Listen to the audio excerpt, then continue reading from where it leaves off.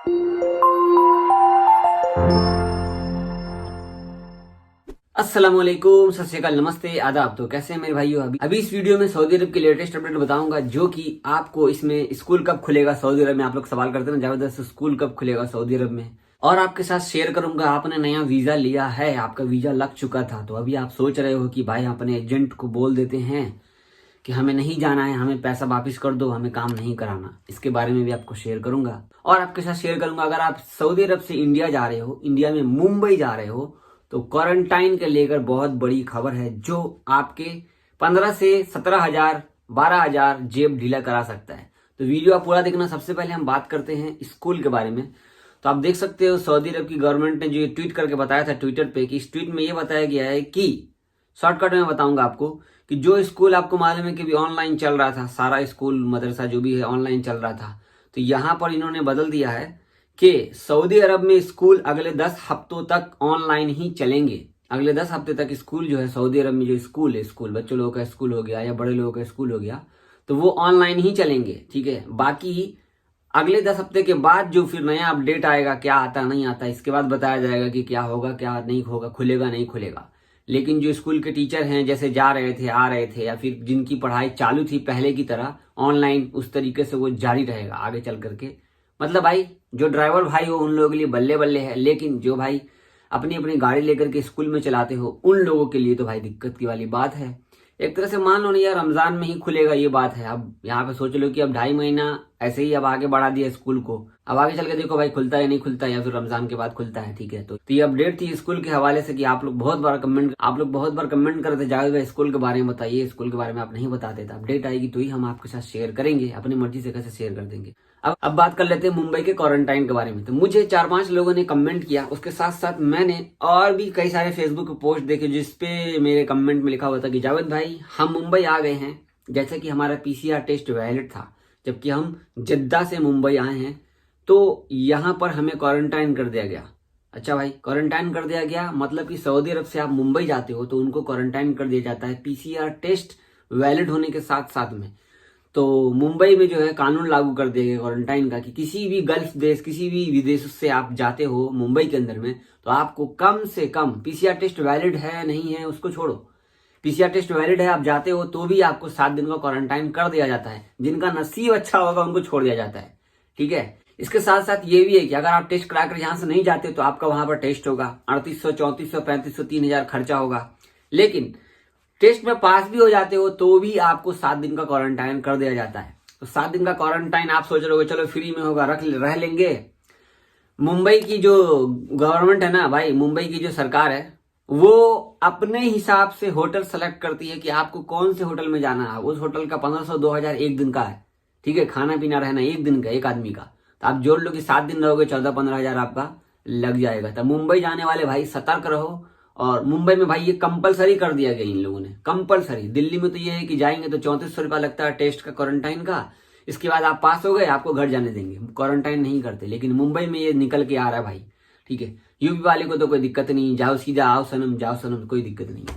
ठीक है, अब मैं आपके साथ में एक और स्क्रीनशॉट शेयर करना चाहूंगा। आप देख सकते हो यहाँ पर सऊदी गवर्नमेंट का ट्वीट है, जो कि यहाँ पे बताया गया कि 100% सऊदी जेसन online taxi service like Careem and Uber. मतलब करीम, उबर और दूसरी ऑनलाइन टैक्सी सर्विस में अब सिर्फ सऊदी ही काम करेंगे।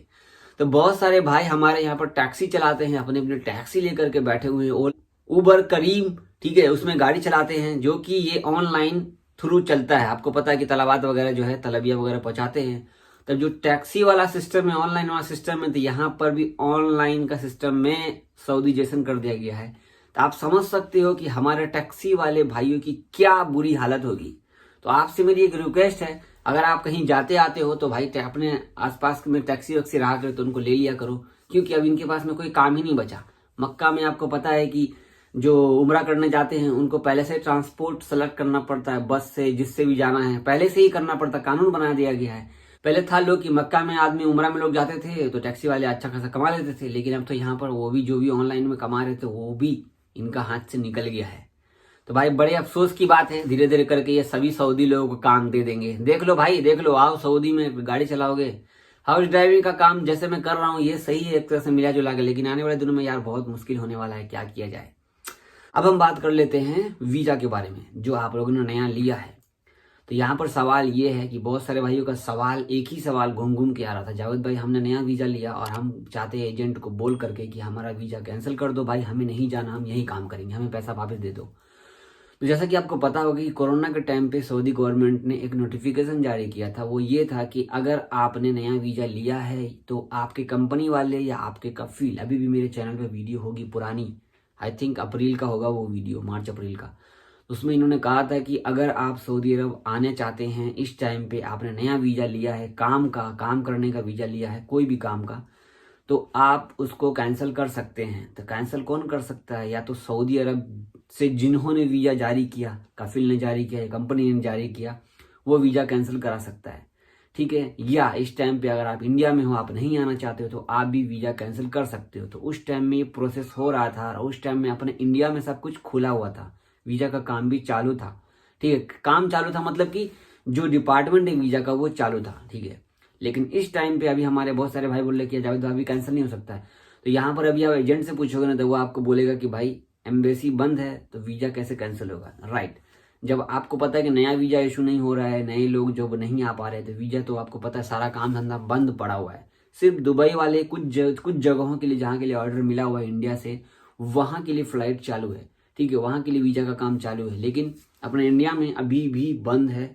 तो अभी आप लोग कैंसिल करना चाहोगे तो अभी नहीं हो पाएगा, जब तक ये खुलेगा नहीं। खुल जाता है, आपको नहीं आना है तो देख लो।